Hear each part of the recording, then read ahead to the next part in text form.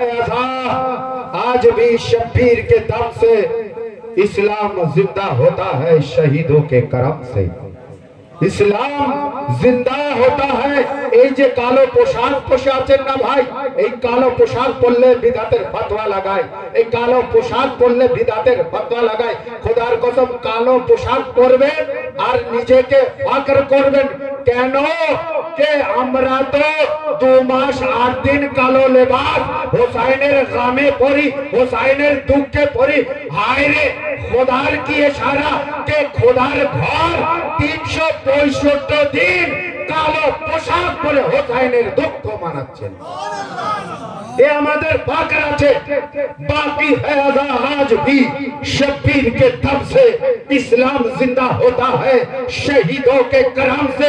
हाज करते हुए तूने ये सोचा कभी हाजी, अरे काबा भी सियापोश है शब्बीर के गम से।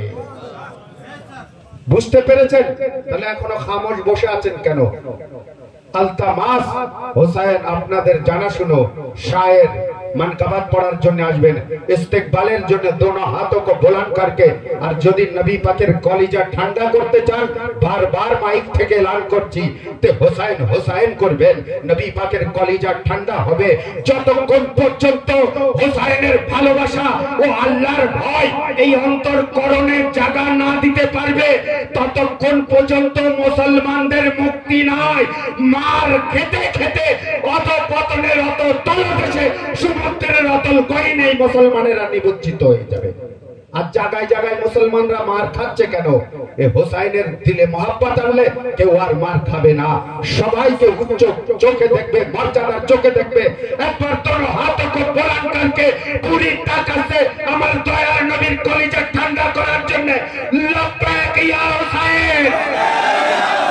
দেখুন যেরকম ভাবে আওয়াজ তোলার দরকার হয়নি, লব্বাইক ইয়া হোসেন।